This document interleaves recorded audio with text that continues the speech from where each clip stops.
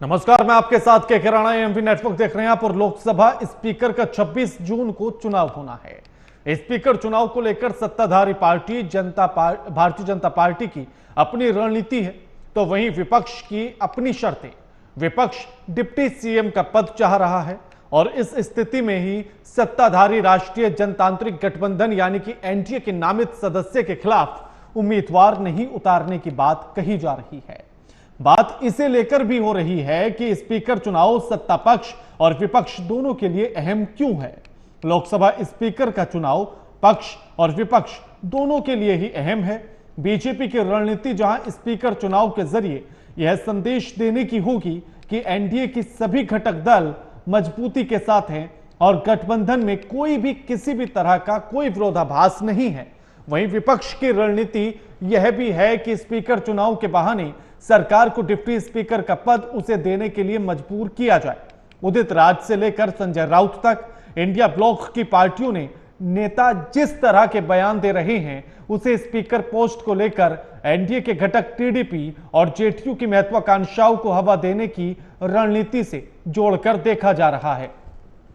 BJP ने इसी के लिए स्पीकर को गठबंधन सहयोगी और विपक्षी दलों के साथ आम राय बनाने के लिए रक्षा मंत्री राजनाथ सिंह को जिम्मेदारी दी है।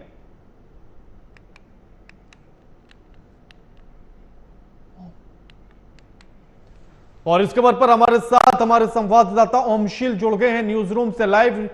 ओमशील, 26 जून को लोकसभा स्पीकर का चुनाव होना है और ऐसे में विपक्ष ने भी अपनी कुछ शर्तें रख दी हैं कि अगर इन शर्तों को मानोगे तो फिर हम अपना उम्मीदवार नहीं उतारेंगे।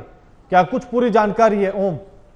बिल्कुल, क्योंकि जिस तरीके से लोकसभा स्पीकर के चुनाव को लेकर तमाम तरीके के कयास लगाए जा रहे थे कि भारतीय जनता पार्टी अपना चेहरा वापस से उतारना चाहती है और उसके बाद जो भारतीय जनता पार्टी है उसने और एनडीए ने एक राजनाथ सिंह को एक जिम्मेदारी दी थी कि विपक्ष के नेताओं को और जो घटक दल है एनडीए के, चाहे वो टीडीपी और जेडीयू के जो महत्वाकांक्षाओं की जो बातें सामने निकल कर आ रही है, उन सबको एक साथ लेकर चले और जो विपक्ष अपना कोई उम्मीदवार ना दे, इन सबको मान मनोबल की जिम्मेदारी राजनाथ सिंह को दी गई थी। लेकिन अब इस जिम्मेदारी को कितने हद तक राजनाथ सिंह निभा पाए हैं और क्या मल्लिकार्जुन खड़गे हो या फिर राहुल गांधी और विपक्ष के तमाम सारे नेता हों, चाहे वो संजय राउत की बात कर ले या फिर उदित राज की बात कर ले, उनको वो माने हैं या नहीं माने हैं, और स्पीकर पद को लेकर क्या विपक्ष अपना उम्मीदवार पेश करती है या नहीं करती है, ये बड़ा सवाल होगा। क्योंकि डिप्टी स्पीकर का मांग इस बार विपक्ष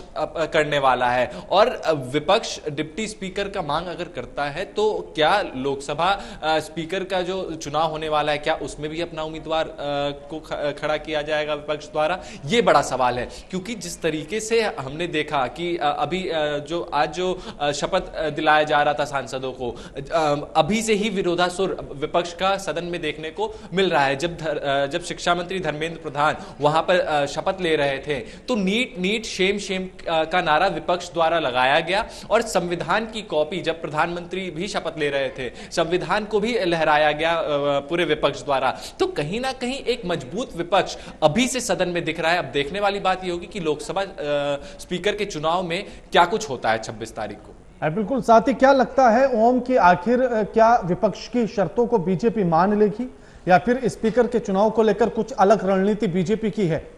और स्पीकर का चुनाव आखिर इतना अहम क्यों है सभी पार्टियों के लिए? क्यों चाहते हैं कि वो पद उनके पास रहे? देखिए, बिल्कुल ये इसलिए अहम है दोनों पक्षों के लिए क्योंकि पूर्व के दिनों में आपने देखा होगा जो विपक्ष की तरफ से तमाम तरीके के आरोप लगाए जा रहे थे कि राहुल गांधी के भाषण को म्यूट कर दिया जाता है, उनके माइक को बंद कर दिया जाता है, विपक्षी नेताओं के माइक को जब वो बोल रहे होते तो बंद कर दिया जाता है। इसलिए एक जो आरोप लगता है कि क्योंकि स्पीकर एक निष्पक्ष वाला पद होता है कि सारे पार्टियों के साथ, सभी दलों के साथ न्याय करे, तो उस विश्वास पर भारतीय जनता पार्टी अभी खड़ी नहीं उतरी है। क्योंकि जो विपक्ष का साफ तौर पर मानना है कि भारतीय जनता पार्टी अपने अनुकूल सारी चीजों को चलाना चाहती है, तो एक फैक्टर यह है। और राहुल गांधी की अगर बात करें और कांग्रेस की बात करें तो कांग्रेस और पूरा विपक्ष इंडी गठबंधन काफी मजबूत भागीदारी में है अभी सदन में और एक मजबूत विपक्ष हमें देखने को मिल रहा है। तो कहीं ना कहीं इस बार का जो सत्र होने वाला है और इस बार का जो कार्यकाल कार्यकाल है 2024 का